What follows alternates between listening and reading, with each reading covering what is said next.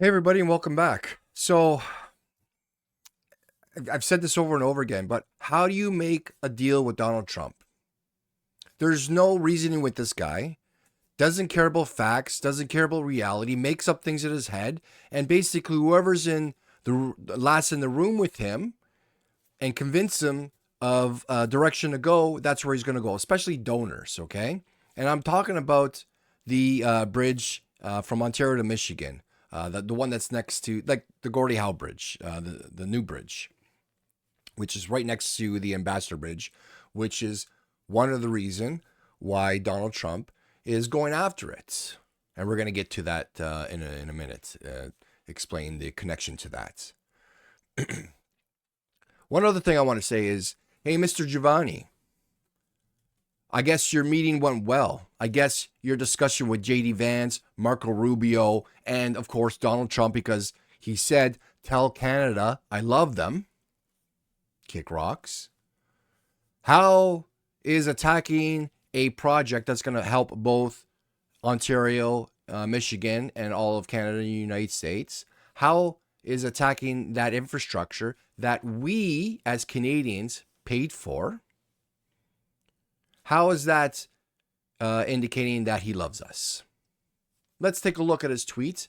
And it's just, again, typical Donald Trump tweet full of inaccuracies, lies, and contradictions. He doesn't know anything. I got to show you. So, typical fashion, as everybody knows, the country of Canada has treated the United States unfairly, very unfairly, for decades. Of course, we're the bad guys, right? We paid for the bridge, we financed it, and we're the bad guys. Now that things are turning around for the US and very fast, but imagine Canada is building a massive bridge between Ontario and Michigan. They own both the Canada and United States side, and of course built it with virtually no US content. None of that's true. The truth actually is 75-25. As Doug Ford stated, 75 was Canadian content and 25 was American content. Again, Canada financed it. It's still a great deal for the US. We took on the burden to finance a project that benefits them and us, and we take the financial burden. I know people who were part of this project. They were also at the table for engineering, design, and any input required for the bridge, the logistics and whatnot. And they still were able to get 25% of material, labor, and everything else into it, even though we finance 100% of it. Now, of course, in the deal, portion of the tolls are going to go for maintenance, and anything left over is going to go back to pay us back, like we're the bank, okay? We took on the financial burden. And once the initial payment has been paid back with the tolls, then Canada and Michigan, or Ontario and Michigan, will share in the revenue of the tolls, minus the revenue for maintenance and everything else. I don't know. How is that not a good deal? He still thinks that's a crappy deal. Anyways, he goes on to say, President Barack Hussein Obama stupidly gave them a waiver so they could get around the Buy American Act and not use any American products, including our steel. False. Now the Canadian government expects me, as President of the United States, to permit them to just take advantage of America. What does the United States of America get? Absolutely nothing. Again, we financed it. You were at the table. You helped with the decisions, the design, and everything else. And you're still going to share in half ownership, and you're going to get half the revenue from the tolls once we get paid back. You're part of it. You're included. It's a very good deal. Ontario won't even put U.S. spirits, beverages, and all other alcoholic products on their shelves. They are absolutely prohibited from doing so. And now, on top of that, Prime Minister Carney wants to make a deal with China. This is even funny. Oh, this is unbelievable. Which will eat Canada alive. We'll just get the leftovers. You see that part? China will eat Canada alive and we'll get the leftovers, meaning the United States. Meaning he doesn't want that. He wants to take advantage of Canada and take advantage of everything and not be given the leftovers. Kind of tells on himself here. This is really funny. I don't think so. The first thing China will do is to terminate all ice hockey being played in Canada and permanently eliminate the Stanley Cup. He thinks we walk around with hockey bags, ice skates, and hockey sticks. He doesn't know anything about us. He doesn't care about us. Again, Mr. Giovanni, this I Love Canadians, thinks all we do is play hockey, live in ice igloos, and probably hunt polar bears. And probably doesn't even think we have summer here. This other part is, again, telling on himself that he doesn't know anything or is just stupid. The tariffs Canada charges us for our dairy products have, for many years, been unacceptable, putting our farmers at great financial risk. He's still going on about this tariffs with the dairy farmers. He renegotiated those tariffs in his first term when it went from NAFTA to CUSMA. This was also a sticking point back then. He didn't like the terms we had against their dairy farmers. They wanted more market share of the Canadian market. So he renegotiated the terms. Those terms he currently doesn't like are his terms. Again, this is an example that doesn't matter what deal he agrees to, even if it's his terms. Again, example, the dairy farmers. He will come back, say he doesn't like it, and say we need to renegotiate his terms.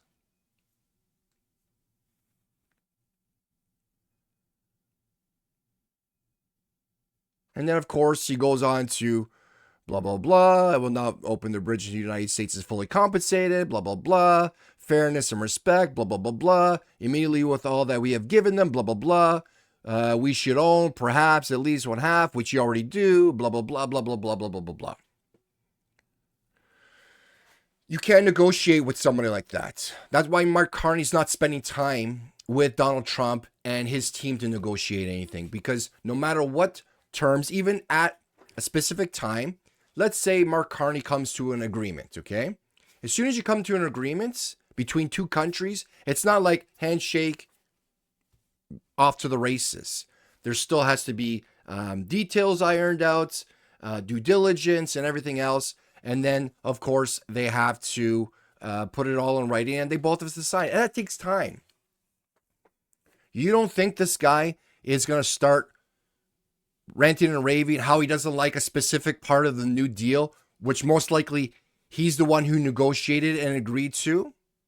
You'll never come to a deal. You'll never come to an agreement because every day someone will come to him, lobby him, and we're going to get to that, and say, it's not good for me. How about I come and buy some of your cryptocurrency, make a donation, and rip up the deal and make a new so it benefits me. You can't make a deal with this guy. Again, Mr. Giovanni, hey, you went down there. You said you want to make you want to amend fences between Canada and the United States. How did that work out? You said the conversations were good. Again, something that was already made a deal. We already had an agreement on something that really benefits the U.S. and he's still not happy. Again, this has nothing to do with him. It's most likely the Ambassador Bridge is really just down the river from the new Gordie Howe Bridge. Privately owned by the Morin family. They charge a lot of money because there's no competition. There's one near Sarnia, I think the Blue Chip or Blue Wave Bridge. Yeah, Blue Water Bridge, okay?